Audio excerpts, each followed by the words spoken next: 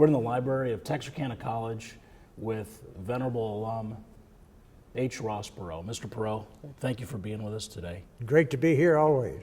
Tell us a little bit about your childhood in Texarkana. Well, I was born on June 27th, 1930. In the hospital, outside it was 120 degrees. My dad walked in after I was born. Now, I couldn't remember this, but Mother told me this, and said, well, the devil must have come up to see his handiwork. It's so hot outside.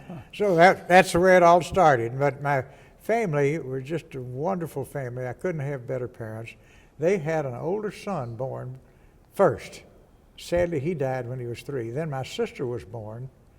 And then finally they got another son when I was born. And my dad couldn't have been a better friend.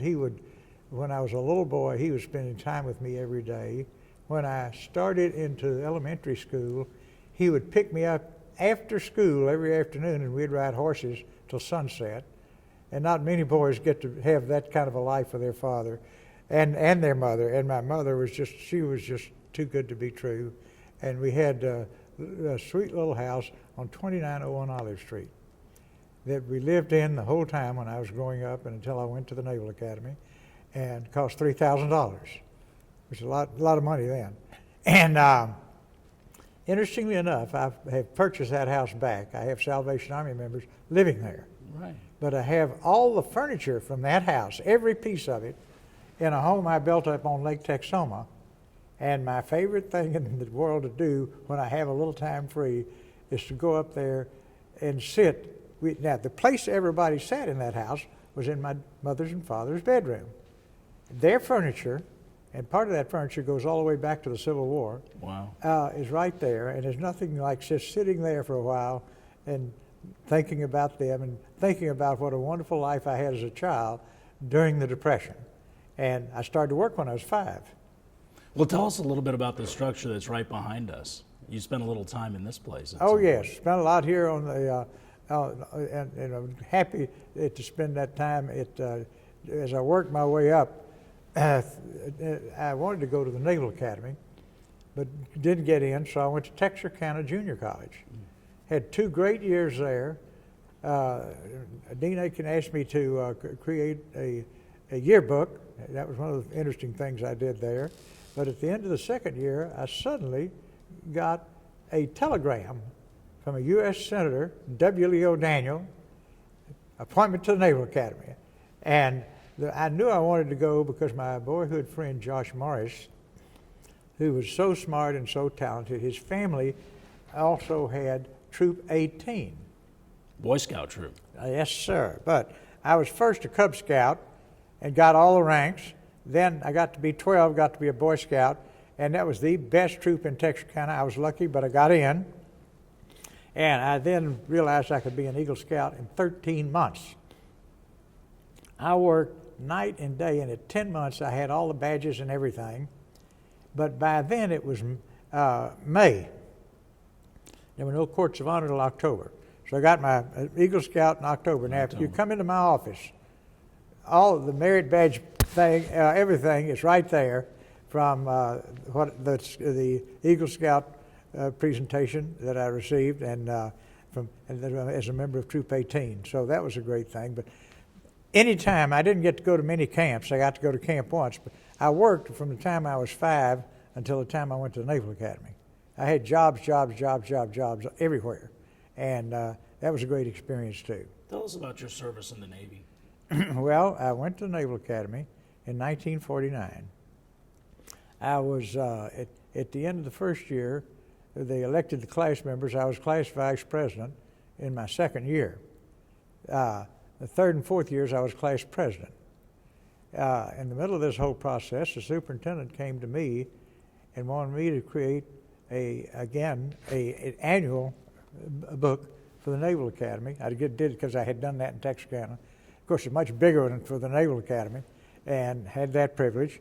But then he came in and said, we need to have an honor code here, and I'd like for you to create an honor code. He says, write it all down and then come back and we'll talk about it. Instead, I went to every platoon in the Naval Academy. I wanted the midshipman's honor code. I wanted something that belonged to them, that they were totally dedicated to. Then, when he saw it, he was just he couldn't believe that it was, you know, as overwhelming as it was, but that's what they had come up with, not something he had tried to impose on them. That's over 60-something years old now. Then, And still survives at the Naval then Academy after today. I left, a few years after I was no longer in the Navy, I'll have to come back about my, well, right, let's just go from now, we'll go on though and just go right out of the academy. You had to draw a little card to see what your first ship route might be. I got a little card, and when my time came, there was still one ship going around the world, USS Sigourney Destroyer. I took that one, and I had met this wonderful girl from Pennsylvania going to Goucher while I was at the Naval Academy, because one of my friends was dating her roommate, and he just was determined that I have a date with Margot. I had her go over for the weekend, and the rest is history now. We have 5 children, 17 grandchildren, so it's been a rich, full life there, but we weren't married when I graduated. So I went off for a year. She was still in Goucher, and then got back home, and after she graduated, she agreed to get married, and we got married, and had a rich, full life. And the saddest thing happened, though. My dad passed away, and I felt I had to go home and take care of my mother. So I had to serve for 4 years. I served my 4 years, and I was on the USS Leyte for the second one. And I was the assistant navigator, and I was on the bridge all the time. And when we were landing and launching airplanes, bringing ships alongside and what have you. And then one time we had a man named Stanley Farwell, Executive Vice President of IBM. And his nickname from World War II was Fearless Farwell because he was such a hero. So he was up on the bridge all the time watching all this activity. The captain mentioned to him that I was going to have to leave the Navy because my dad had passed away. He came over and said, "Young man, I understand you're leaving the Navy." I said, "Yes, sir." He said, "Would you like to have a job with IBM?" He still tells this story. I said, "Yes, sir. I started to work when I was 5 years old. Nobody ever offered me a job. You're the first man that ever offered me a job, and I'd certainly like to have an interview with your company, but I'm not sure what you do." That's where I made, but he still laughs about that. Then that took us back to Dallas, and because there was no IBM office in Texarkana, otherwise I would have come straight to Texarkana. And Margot and I lived in Dallas. Then my dad had passed away. You married Margot in 1956. Yeah, married her. You joined IBM in 1957, so No, about not, the same time? I joined IBM in '57, Yeah. and then brought a Yankee down to Texas. That was a big change for her. It's not a big change. I've done it Big myself. improvement, big improvement, big improvement. But anyhow, we had a wonderful life. And my mother moved to Dallas once my little boy was born, first child. And she just couldn't not be in the same place with her grandchild. And we loved having her there. So we couldn't convince her to leave to Texarkana. But then we had a wonderful life there, and still right there in Dallas. And so we've been a very, very fortunate family. And my son, it's always interesting to see how he decided to learn to fly an airplane when he was about 12 years old. Well, my uncle... No, you were still at IBM during this period? No, I was not at IBM at that period. But the point is, he's learning to fly an airplane, but the way he learned to fly it was from my mother's brother, who was a radio repairman in Texarkana, right here. Mm. And he would come over to Texarkana and sit on Henry's lap, and Henry built his first airplane from a Popular Mechanics drawing. Then he would parachute a lot on Sunday out in the airport where I just landed. I'll never forget that, because one Sunday his airplane, it didn't open. The parachute didn't open. He climbed up, opened it up, and landed safely. That's Henry. So he really got Ross, had to understand an airplane. Then Ross learned to fly a helicopter. And Henry's first trip, a long trip on a plane, was to Alaska and back. Ross's first trip on the helicopter was Alaska and back. Then Ross was determined to be the first man to fly a single-engine helicopter around the world. Now think about it. Anyhow, he made it in 30 days. Replaced Lindbergh as the youngest man honored by the Air and Space Museum. Went on to go into the Air Force as a fighter pilot. Now, during the Vietnam War, I worked with the POW issue timelessly, and one of the great heroes of with the POWs was General Reisner. He was a colonel then, retired as general. And when Ross was going into the Air Force, Robbie Reisner was just really thrilled, because he always liked to needle me about being a sailor. But the really exciting thing, though, is when Ross got his Air Force wings, Robbie showed up and pinned his wings on my son Ross. And boy, I'll never forget that day. Now, years passed. Ross's son is now in the Air Force. Robbie was in his last weeks of his life, called me because he knew all about it. Said, I can't be there, but you have Ross pin the wings I gave him on the hill. And so they're on the hill has my name too, H3. Henry, see, the hill came from 3. So, and he's flying one of the fastest fighter planes right now. So they're having a lot of happy memories of all these things that went on through the years. And while we're talking about your son, what was his role in the Air Force Memorial in Washington, D.C.? 15 years. He was the chairman. 15 years. Can you imagine that? Yeah. And I'll never forget it. I was there the day they unveiled the memorial. The president was there. Everybody was there. And it was just a beautiful, beautiful, and is a beautiful memorial. And anybody that's ever in Washington should see it at night. But they really did a great job. The Air Force and Ross did a great job on that. And he still has very close ties to the Air Force. But that is a wonderful memorial. You're clearly proud of your family. You have a beautiful family and great tradition there. Let's go back and talk a little bit about your business career. When you left the Navy and joined IBM Joined IBM, and then I was What did you do there? Huh? What did you do at IBM back then? I was a salesman, selling computers. And I was really, it was not that hard, but I was working hard. And I had huge quotas. I sold them. And on the last year with IBM, I sold my quota in the first 2 months of the year. Now, what's the secret to being a good computer salesman? Working hard. Just working hard. Right. And the thing that IBM was really frustrated that they were paying me so much. They paid me only after I made the sales. See, my base salary was pretty minimal, but it just got bigger and bigger and bigger and bigger. And then, boom, in 2 months out of a year.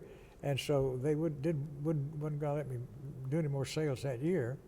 I had tried for 2 years with IBM to explain to them that the people who were buying the computers didn't really know how to use them, and that we should build not just hardware, but software by industry, for the schools, for the hospitals, for the banks, everywhere. You see what I mean?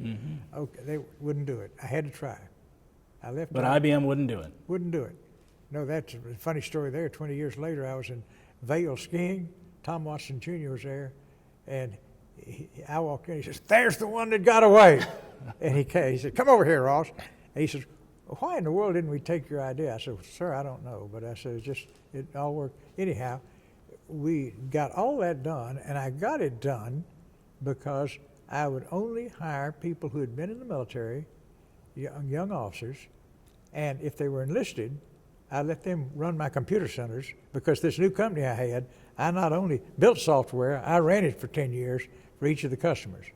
So they didn't have to do anything except send me a check. And this was the genesis of EDS. That was EDS. And so all that worked out really well. But then General Motors came and offered me a price I couldn't turn down. I took that, but then I was working with General Motors then, and they treated their factory workers so poorly, and just unbelievable the way they treated the people in the company. And it was a complete reversal from the way we did. We treated everybody as a full equal. Everybody had the same benefits, on and on and on and on and on. And they would not go even visit the workers in the factory. And so one of the principal things they wanted me to do as the board member was to visit the factories. And these people were so thirsty for somebody that gave a nickel for them about them. And they were fine people, and it was just sad, but that's the way it was. And finally, I just couldn't put up with it anymore. So I left it behind, and took a break, and then I started Perot Systems. And that wound up in 23 countries all over the world. I stayed with my same policy. I only hired people after they came out of the service. I had great leadership in the company. I had great technologists in the company, and people with really the highest moral and ethical standards because of their military experience. And we were all over the world, including places like Iran, in the Middle East. But only there, that's the only place I would consider. We were in India, we were in China, you name it, but I did let the men go into Iran because the Shah was still in power. He was a good man. And this was back in around 1979. Yeah, right. And they were doing a great job of rebuilding it, and then suddenly they threw the Shah out. And then they put my 2 senior men in a prison with the understanding that they would execute them if the other people left. Now, all these people were former military people, that I trained up, and they would not leave, you don't leave your men behind. They stayed there. I tried to get our government to do something. They would do nothing. And so finally decided we had to try to get them out of the jail. But I had one old friend that goes way back in history named Colonel Arthur Simons, who was retired at this point. He was one of the founders of the Special Forces. He had a military career record you can't even imagine. But I called him. I said, Colonel, and told him all of what's happened. I said, I've got all these former people in the company that are willing to go over and do a jailbreak and get them out. But I'd really appreciate if you would consider it, that you would organize a team, train the team, put them in place, and then do it. Said, I'll do it. That's exactly what he said. He came up, picked the men, put them in place, slipped them into Iran. Nobody knew they were there. Then suddenly he calls me out of nowhere.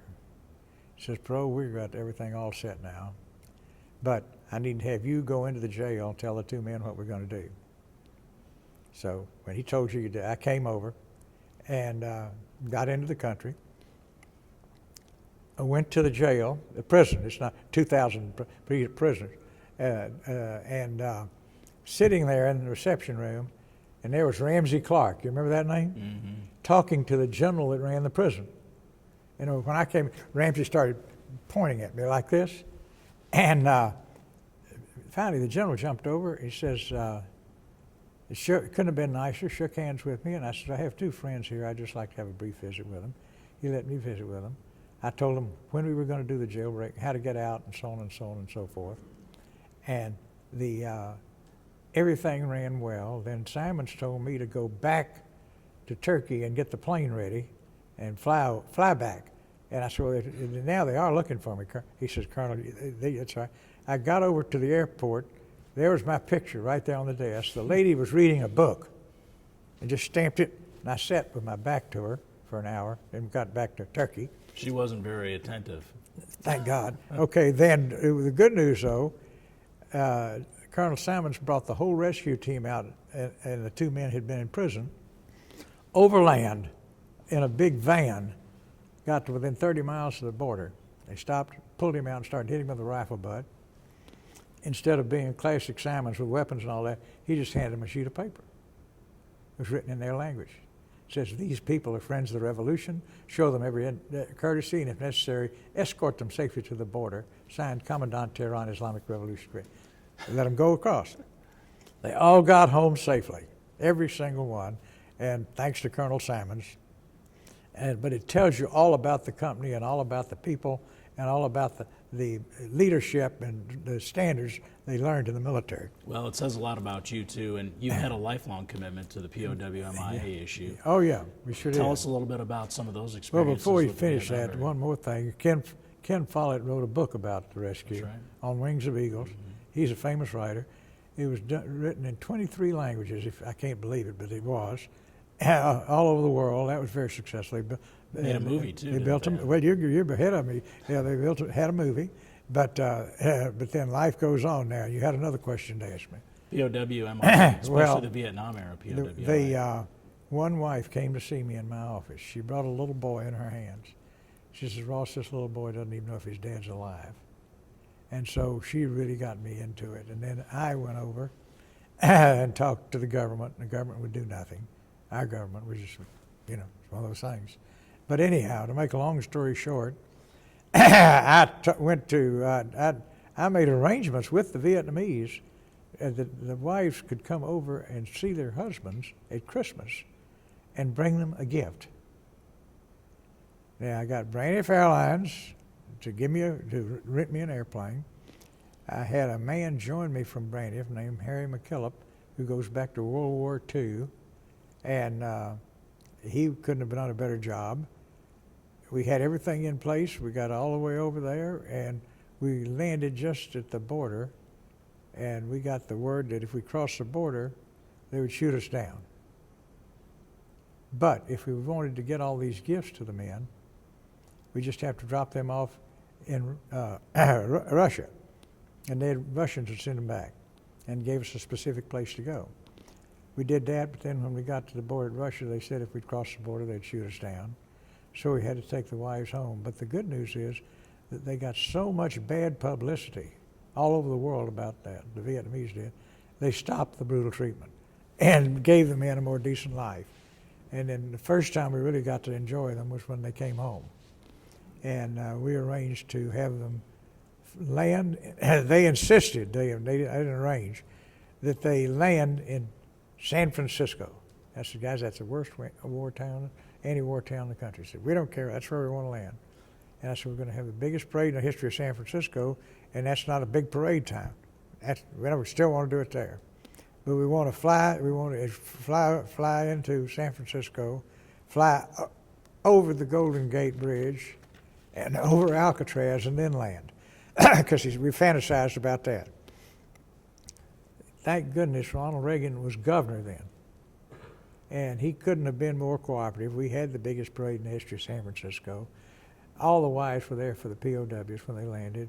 And we had a big dinner at the governor's house. How's that for a great night? A welcome home for the guys that have been through hell all these years. And it's really wonderful to see all they've done with their lives since they came home. And one of my favorites is a man named Sam Johnson, who they used to tie with like his arms like this. They did it with wires, barbed wire, all the sticks and everything. Then they would push his arm back and put a rod there and hang it up in the ceiling. They were trying to get him to give them information. Never gave him a thing. Now, if you see him now, he's been a congressman for over 20 years. But it's still, you can see where the work was, but he's gone on to a rich, full life. I'm just really overwhelmed with what all the people have achieved and done in their lives. And it's a sad story with a happy ending. You have had a rich, full life, including a couple of runs at the presidency of the United States. Tell us a little bit about what made you decide to run for president back in 1992. I didn't want to, but I did because we were in debt. $3 trillion in debt. And I think it was totally irresponsible to build a debt. Now it's over 19, maybe it's up, it's way up there. $19 trillion. Yeah, 19 now. So it's just gotten worse and worse and worse and worse. And so I just had to give it a try, but you either got to be, probably be better to hook up with Republicans or Democrats if you can get nominated, but because that's where the voters are kind of locked up into two groups. And but the one thing I just really wanted to try to get over to the average American was that we could not let this debt grow. Well, we have, and I'm sorry that we have. When I got a tour of your museum at your headquarters, yeah. We were walking down the hall with all the charts that you used to show on TV during those campaigns. Way back when. Way back when. Yeah. And I was struck by the fact that your projections were right. Yeah. You knew that was the trend we were on. What would be the recommendation you'd give today about how to fix it? There's only one way to fix it, and that is to face the issue. I mean, if you're in debt, you know what you got to do. You got to pay it, right? Now, a few months ago, Obama wanted people who had the income that I have every year to pay 92% to the government. But nobody, And I thought, boy, this is this is a hell of a solution. It won't do it. And and fortunately Congress turned him down. Isn't that amazing? It is amazing. But I was worried to death that they might do that. Not about me, but about the fact that that wouldn't really be the way to get it done. If you could write one bill today and offer it as a suggestion to Congress, what would it be? It'd be the fact that we have to bring our debt under control, which means we have to stop some spending. So you just got to work through that and stop the spending, and that'll start to bring the debt under control. If you had to grade America's performance today in the world, you're a man of the world, you've seen a lot of the world, you've interacted with a lot of foreign governments. If you had to grade America's performance in the world today, how would you grade it? If I had what? Had to grade our performance in the world today. Our country? Yeah. We're going in all the wrong directions. We're about to have Hillary run, I think. I don't know if she'll win, but I don't think that she has a chance to do what has to be done to fix our government. I'd like to see George Washington run. I'd like to see Abraham Lincoln run. I'd like to see presidents. You know, the fact what George Washington tried to do couldn't be done. But he was the right kind of president. He got it done, right? And He if you sure go did. through all these other things that people have gone through, we've had some wonderful presidents, and we've got to have a really good, strong president, and not just somebody that appeals to you emotionally over television. And that's what we're about to get from Hillary. And of course, Bronco Billy will be right there by her, and so he'll be a charmer for people. But I hope we'll find American people will wake up. But television here's the sad thing: the newspapers and television make no effort at all to educate the American people on the most critical issue facing our country. And if they would, then the American people will say, we got to fix it, right? We don't have a choice. We have to fix it. It's kind of like the guy that drinks too much. You know, he's got to put a cork on the bottle, and he's got to quit. And we can't quit spending, but we can cut it back to a rational level. Mr. Perot, just one last question. An edited version of this video is going to be shown to about 400 or 500 of our community business leaders in January at our big annual celebration. Right. Many of these are friends of yours or beneficiaries of your great philanthropy. What would you like to say to the Texarkana business leadership if you had just a minute or two to tell them something? I was Texas born, Texas bred, and Texarkana raised, and when I die, I'll be Texas dead. So I want you to know I'm a true Texan, love Texas, and couldn't be happier, but I just take every time I have a chance, I come to Texarkana. As I've told you, I still have my house at 2901 Olive. The Salvation Army people there, but I'll let them know I'm coming, and I always get to wander through the house. That's a good trip down memory lane. And I have all these places I used to ride my horses, and I take that ride around in my car with my dad. That's what made it so special. And there's one great story I haven't told you, but when I'm at my house, I always look at that street. Here's Olive Street, here's 29th Street. You go down 29th Street, and you go all the way down to the railroad tracks. During the Depression, hobos coming as far away as California, would jump off the train there, come up a gravel road to our house, and knock on the door for food. And my mother would always give them food. And one time, one of the people said, "Lady, do you have a lot of people coming up here?" She says, "Yes, I do." He said, "Did you ever wonder why?" She said, "No." She said, "Would you like me to show you?" She said, "Yes." Showed her the mark on the curb. They meant, this lady, they'll give you food. And I'll never forget when he left, I said, "Mother, you want me to wash that off?" She looked me in the eye with no smile at all. She said, "No, son, these are people who are down on their luck. We need to help them." Now that tells you the environment I grew up in. H. Ross Perot Sr., thank you so much for Thank you.